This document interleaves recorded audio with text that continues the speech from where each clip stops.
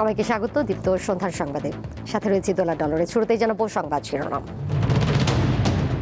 রাজধানীর আদ্দিন হাসপাতালে 6 নবজাতকের মৃত্যু, 3 সদস্যের তদন্ত কমিটি গঠন। এসি এবং অন্যান্য ইলেকট্রিক ইকুইপমেন্টসের ম্যানেজমেন্ট ব্যাপারে যারা এক্সপার্ট, তারা ওই রুমটা বন্ধ করে তারা কিন্তু তাদের মতো তদন্ত করছেন। রাজধানী সহ সারা দেশে কোরবানির পশুর হাটে শেষ মুহূর্তের জমজমাট কেনাকাটা।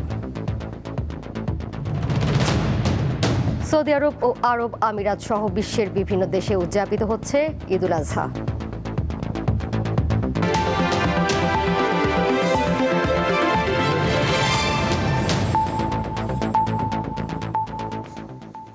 রাজধানীর মগবাজারে আদ্দিন হাসপাতালে 6 নবজাতকের মৃত্যু হয়েছে। ভোরে হাসপাতালের দ্বিতীয় তলায় পোস্ট অপারেটিভ ওয়ার্ডে এই ঘটনা ঘটে। গ্যাস লাইন লিকেজ বা অন্য কোনো যান্ত্রিক ত্রুটির কারণে এই ঘটনাটি ঘটে থাকতে পারে বলে ধারণা করে পুলিশ জানিয়েছে। রাতে পোস্ট অপারেটিভে থাকা মায়েরা অস্বস্তি বোধ করছিলেন, তাদের শ্বাসকষ্টের মতো হচ্ছিল। ভোরে একে একে 6 শিশুর মৃত্যু হয়। হাসপাতাল কর্তৃপক্ষ বলছে, পোস্ট ডেলিভারি ওয়ার্ডে থাকা 6 নবজাতক অসুস্থ হয়ে পড়লে তাদের এনআইসিইউতে নেওয়া হয়েছিল। সেখানে চিকিৎসাধীন অবস্থায় একে একে তাদের মৃত্যু হয়। ঘটনা তদন্তে 3 সদস্যের কমিটি গঠন করা হয়েছে বলে জানিয়েছেন স্বাস্থ্য অধিদপ্তরের মহাপরিচালক।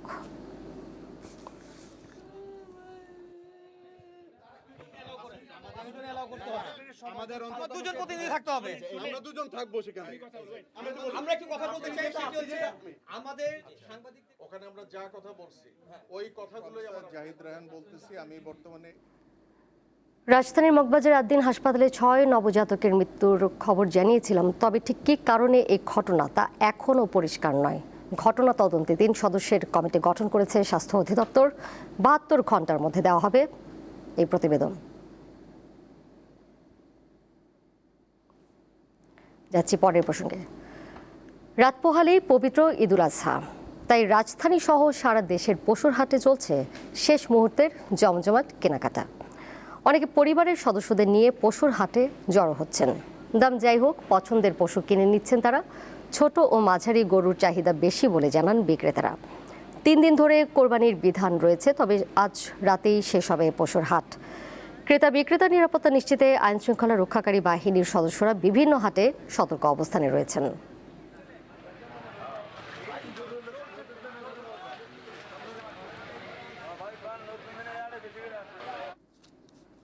কোরবানির পশুর হাটের খবর নিয়ে রাজধানীর কমলাপুর থেকে এই মুহূর্তে যুক্ত হয়েছেন সহকর্মী মাহিদুর রহমান। মাহিদুর, যেটি বলছিলাম, শেষ মুহূর্তের বেচাকেনা চলছে এই মুহূর্তে, সেখানে ক্রেতা সমাগম কেমন দেখছেন এবং পশুর দাম নিয়ে তারা কি বলছেন? জি দোলা, যেমনটি আপনি বলছিলেন যে রাত পোহালেই কিন্তু ঈদ, এবং এই সাধারণত কুরবানির ঈদের সময় কিন্তু শেষ রাতেই কিন্তু সাধারণত সবচেয়ে বেশি বেচা বিক্রি হয়। আমি এই মুহূর্তে রাজধানীর কমলাপুর অস্থায়ী পশুর হাটে দাঁড়িয়ে আছি, কিন্তু এখানে কিন্তু সবচেয়ে ভিন্ন চিত্র আমরা লক্ষ্য করছি যে এই এমন একটি হাট যেখানে আমরা দেখেছি যে এই মুহূর্তে শুধুমাত্র গরু এবং বিক্রেতা ছাড়া কিন্তু একদম ক্রেতা শূন্য একটি জায়গা আমরা দেখছি। আমরা অনেকক্ষণ ধরে এখানে অবস্থান করছি, আমরা কোনো এখানে ক্রেতা খুঁজে পাইনি, শুধু বিক্রেতারা এবং গরুই এখানে দেখছি। তবে এখানে তারা বলেছেন যে বৈরী আবহাওয়ার কারণ এটা একটা হতে পারে, আর দ্বিতীয়ত এখানে বড় গরুর চাহিদাও কম। যত গরু এসেছে তারা অর্ধেকেরও কম গরু বিক্রি করতে পেরেছে, এবং তারা বলছে যে এইবারের বাজারে তারা সবচেয়ে খারাপ অবস্থার মধ্যে যাচ্ছে। আমি যদি আপনাকে এখানে কিছু বিক্রেতা রয়েছে, আমি একটু বিক্রেতাদের সাথে তারা কেন এখানে এই খারাপ অবস্থা এটা একটু জানার চেষ্টা করব। এখন আমি গরু নিয়ে আসছি জামালপুর সদর থেকে 15টা গত সোমবারে। কাল পবিত্র ঈদুল আজহা, ঠিক আছে। অনেক কষ্টসাধ্যর বিষয় হলো প্রতি বছর গরু বিক্রি করি, কিন্তু এই বছর গরুটা যে বিক্রি করব ক্রেতার কোনো প্রশ্নই ওঠে না। এখানে কার কাছে বিক্রি করার মতো কোনো সোর্স নাই। যে গরু 1.5 লাখ টাকা, সেই গরু 65-70 হাজার টাকা দাম করে। আমরা কিভাবে গরুটা বিক্রি করব? তারপরও বিক্রি করতে চাচ্ছি, তারা একদমই নেই। দোলা, যেমনটি শুনছিলেন যে এখানে তারা যে দামে আসলে গরু বিক্রি করতে চাচ্ছেন সেই দামেও কোনো ধরনের কাস্টমার তারা কিন্তু এখানে খুঁজে পাচ্ছেন না। আমি যেমনটি বলছিলাম যে এই হাটের, এই রাজধানীর কমলাপুর হাটের কিন্তু চিত্র একদমই ভিন্ন, যেখানে আজকের রাতে, আগামীকালকেই ঈদ, এই শেষ রাতে যারা আশা করেছিল যে সবচেয়ে বেশি বেচা বিক্রি হবে, সেখানে একেবারেই ক্রেতা শূন্য এই একটি হাট। তো আমার কাছে এই মুহূর্তে এই হাট থেকে ছিল সর্বশেষ তথ্য। মাহিদুর, আপনাকে ধন্যবাদ। পশুর হাটের খবরাখবর জানছিলাম সহকর্মী মাহিদুর রহমানের কাছ থেকে। এবারে ঈদ যাত্রার খবর। কাল ঈদুল আজহা, আনন্দের এই দিনটি প্রিয়জনের সাথে কাটাতে রাজধানীর বাস ও রেল স্টেশনে আজ রয়েছে ঘরমুখো মানুষের ভিড়। কমলাপুর থেকে বেশ কিছু ট্রেন ছেড়েছে দেরিতে, ফলে ভোগান্তিতে পড়েন যাত্রীরা। বাসে বেশি ভাড়া আদায়ের অভিযোগ পাওয়া গেছে। ঘড়ির কাঁটায় তখন সকাল 11টা, অথচ কমলাপুর রেল স্টেশন থেকে উত্তরবঙ্গের উদ্দেশ্যে একতা এক্সপ্রেসের ছেড়ে যাওয়ার কথা ছিল সকাল 10:15টায়। তাই ট্রেন আসা মাত্রই হুড়মুড় করে উঠে পড়লেন সবাই। মুহূর্তেই ভরে গেল ট্রেনের বগি। তারপরও বাইরে দরজায় দাঁড়িয়ে ঝুলছেন অনেকে। শুধু কি তাই, কিছুক্ষণের মধ্যেই ছাদে চড়ে বসলেন নারী ও পুরুষ সবাই, সঙ্গে ছিল শিশুও। অথচ টিকিট কেটে উঠতে পারেননি অনেকে। প্রত্যেকটা দরজার দিকে আপনি তাকায় দেখেন, মানে বিন্দু মাত্র জায়গা নেই যে সেখানে আমি মানে জোরাজুরি করে উঠব, যে কারণে আমার পক্ষে সম্ভব হচ্ছে না। আমার টিকিট থাকা সত্ত্বেও আমি এখন উঠে যেতে পারতেছি না। এর থেকে আর মানে কষ্টের আর কি বলবো আর কি। দেখা যাচ্ছে যে টিকিট আছে কিন্তু সে উঠতে পারতেছে না, বাট যার টিকিট নেই সে কিন্তু ঠিকই অনেক সময় উঠে যাচ্ছে। এবং আমি যে প্রোটেকশন দেখলাম, এখানে বাস দিয়ে প্রোটেকশন দিছে, ইভেন এয়ারপোর্টেও দিছে, তারপরেও কেমনে উঠে এটা মানে উডন্য। বুধবার বেশ কিছু ট্রেন দেরিতে ছেড়েছে, তারপরও বাড়ি যাওয়ার আনন্দে ভাটা পড়েনি। অনেক খারাপ লাগতেছে, ভালো লাগতেছে না। আর ঘুম জাগা রাতে, আবার এই যে এতটা জার্নি করতে হবে, মানে সব কিছু মিলে আর কি ভালো লাগতেছে না। বাচ্চাও বিরক্ত হয়ে গেছে। ভোগান্তি এটা তো বলা যাবে না, মানুষ বছর শেষে একদিন বাড়ি যাবে, এটা তো আনন্দের বিষয়। নিষেধ করার পরও ট্রেনের ছাদে যাত্রী ওঠার বিষয়ে নিজেদের অপারগতার কথা স্বীকার করেছে কর্তৃপক্ষ। আমরা চেষ্টা করছি তাদেরকে নামানোর জন্য, এবং এটা পরবর্তীতে দেখা গেছে যে তাদের নামাতে গেলে ট্রেন অধিক বিলম্ব হবে এবং একটা বিশৃঙ্খলার সৃষ্টি হবে। সেই জন্য আমরা এটা আর পরে আর সামনের দিকে যে যারা দু একজন বা 2-4 জন যারা উঠছিল তাদেরকে দিয়ে আমরা ট্রেন চালাচ্ছি ট্রেনের বিলম্বতা এড়ানোর জন্য। এদিকে বাস টার্মিনালগুলোতেও দেখা গেছে ঘরমুখো মানুষের চাপ। যাত্রীরা অতিরিক্ত ভাড়া আদায়ের অভিযোগ করলেও বাস কর্তৃপক্ষ তা অস্বীকার করেছে। আমরা নর্মালি তো 500-550 টাকাতে বরিশাল পর্যন্ত যাওয়া হয়। এখন সেখানে ওনারা 700 টাকাও ঠিক আছে, আমরা বলছি 700 পর্যন্ত রাখেন না, 800-900। কোথাও বেশি নিচ্ছে, 700-800 টাকা চাইতেছে, আবার কোথাও 500-600 টাকা চাইতেছে। আমাদের এই বিআরটিএর চার্জ দেওয়া আছে ভাড়ার, ওইটাই। যাত্রীদের অভিযোগ প্রতি বছরই এমন ঘটে, অথচ কেউ কোনো উদ্যোগ নেয় না। লাবণী গুহ, দীপ্ত সংবাদ, ঢাকা। রাজধানীর সদরঘাটে দক্ষিণাঞ্চলের যাত্রীর চাপ বেড়েছে। সেখান থেকে এই মুহূর্তে যুক্ত হয়েছেন সহকর্মী সোহাগ আহমেদ। সবশেষ খবর জানবো তার কাছ থেকে। সোহাগ, লঞ্চে শিডিউল বিপর্যয়ের কোনো খবর রয়েছে কিনা এবং অতিরিক্ত ভাড়া নিয়ে কি কোনো অভিযোগ পেয়েছেন যাত্রীদের কাছ থেকে? আপনি জানেন যে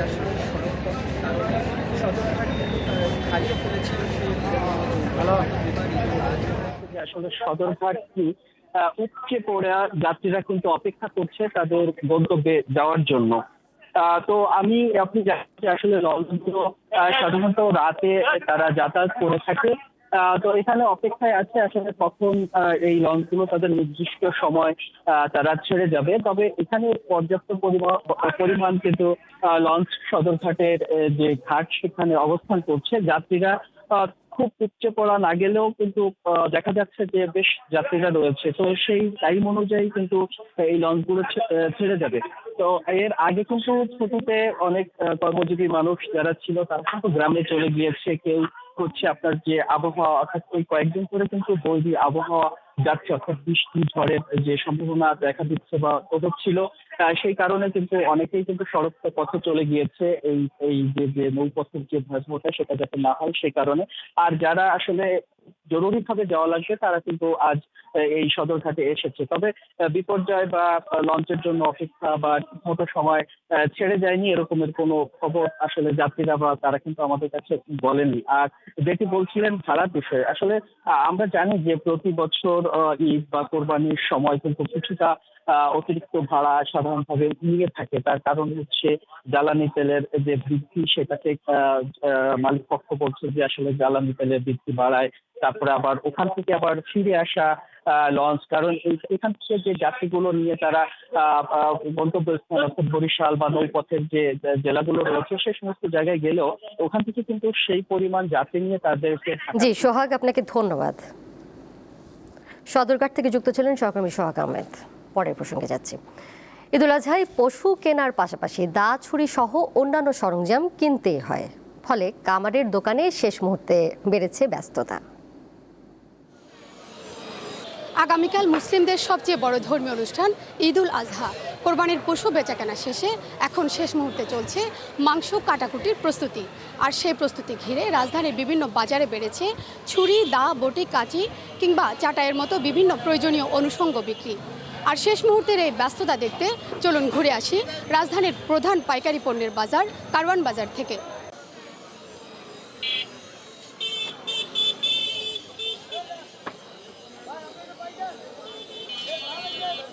আমরা এই যে গরু কাটাকাটির জন্য মানে খাইটা কিনলাম, অনেক দাম বেশি, পার পিস 600 টাকা করে চাই। ঠিক আছে, আগে 250-300 টাকা ছিল। ওই কাটাকাটির জন্য বড়ি ধার দেওয়াইলাম গা, পাটি কিনলাম, খ্যার করলাম, এবার গরুর জন্য খাবার তৈরি করলে খাবার নিলাম। একদিনের জন্য আমরা যারা ব্যবহার করি এরা আসলে আমরা দামে দিয়ে টাকাই না গা, খুশি দিয়ে উপলক্ষে একদিনে যে যা দাম চাই মোটামুটি একটু দাম কমাই টমাই আমরা নিয়ে নিই আর কি। আমরা আনছি মহসিন ডিস্ট্রিক্ট থেকে আইসি, আমরা বহু টাকা খরচ হয়েছে, তখন আমরা বেশি বাজার বেশি ভালো না। আল্লাহর রহমতে খুব ভালো বেচা কিনা করছি, আরও বেচা কিনা হবে।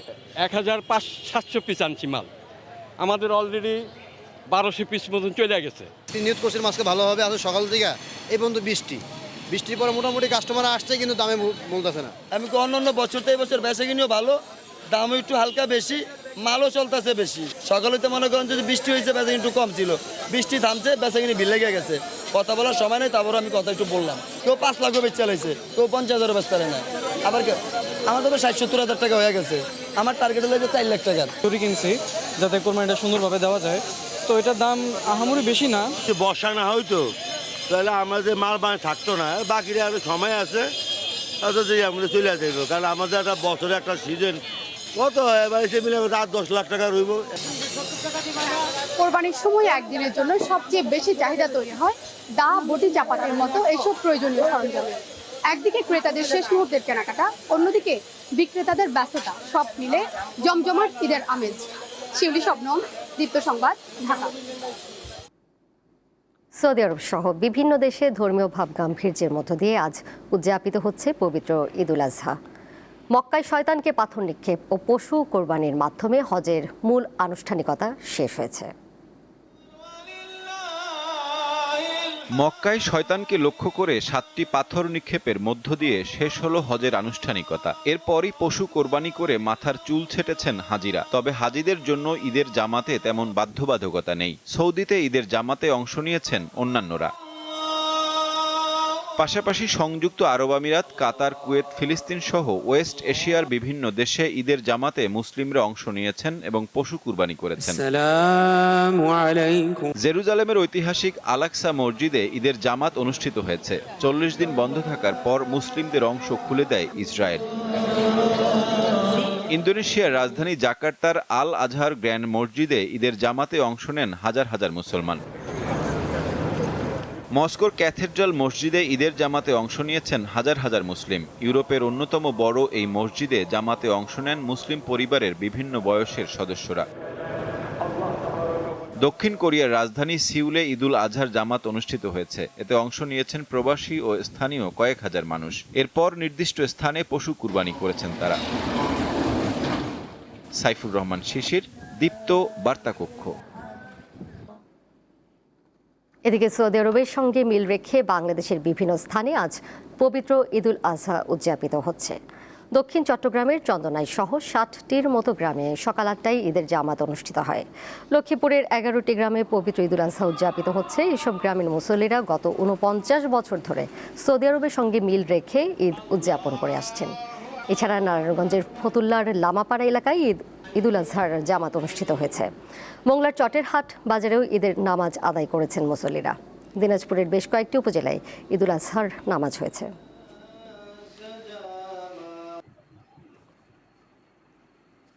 হাম ও হামের উপসর্গে দেশে আরও 5 শিশুর মৃত্যু হয়েছে। নতুন আক্রান্তের সংখ্যা 1118। স্বাস্থ্য অধিদপ্তর এক বিবৃতিতে জানিয়েছে, আজ সকাল 8টা পর্যন্ত আগের 24 ঘন্টায় 5 শিশুর মৃত্যু হয়েছে। এ নিয়ে 15 মার্চ থেকে এখন পর্যন্ত 560 শিশুর মৃত্যু হয়েছে। এর মধ্যে নিশ্চিত হামে মৃত্যু হয়েছে 88 শিশুর, আর হামের উপসর্গ নিয়ে মারা গেছে 472 রোগী।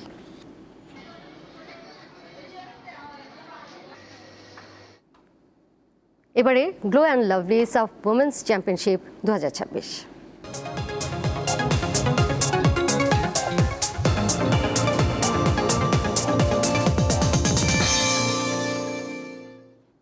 6 দলের সাফ নারী চ্যাম্পিয়নশিপের টুর্নামেন্টে হ্যাট্রিক শিরোপার লক্ষ্য নিয়েই মাঠে নামবেন মারিয়া মান্দা, ঋতুপর্ণা চাকমারা। চোটমুক্ত স্কোয়াড নিয়ে ফুরফুরে আছে বাংলাদেশ দল। গোয়ার ডনবস্কো ট্রেনিং গ্রাউন্ডে নিজেদের শেষ মুহূর্তের প্রস্তুতি নিয়েছে মারিয়া মান্দার দল। 28 মে মালদ্বীপের বিপক্ষে ম্যাচ দিয়ে এইবারের মিশন শুরু করবে তারা। গোয়ার জওহরলাল নেহেরু স্টেডিয়ামে মালদ্বীপের বিপক্ষে ম্যাচটি মাঠে করাবে বাংলাদেশ সময় রাত 8টায়। বর্তমান চ্যাম্পিয়ন হয় স্বাভাবিকভাবেই ফেভারিট বাংলাদেশ। টানা তৃতীয়বার ট্রফি জেতার এই লড়াইয়ে নেতৃত্ব দেবেন মারিয়া মান্দা। বাংলাদেশের চ্যাম্পিয়ন হওয়ার পথে বড় বাধা 5বারের চ্যাম্পিয়ন ভারত। 31 মে গ্রুপ পর্বের শেষ ম্যাচে স্বাগতিক ভারতের মুখোমুখি হবে বাংলাদেশ।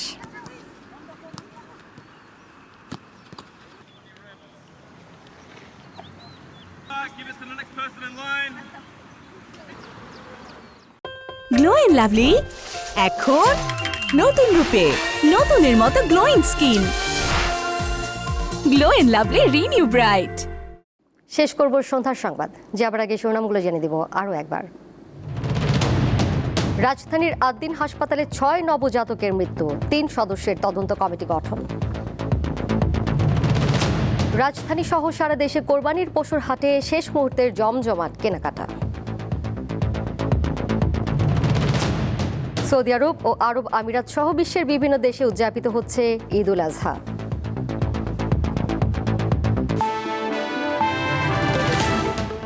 এই ছিল এখনকার মতো। পরের সংবাদ দেখবেন রাত 11টায়।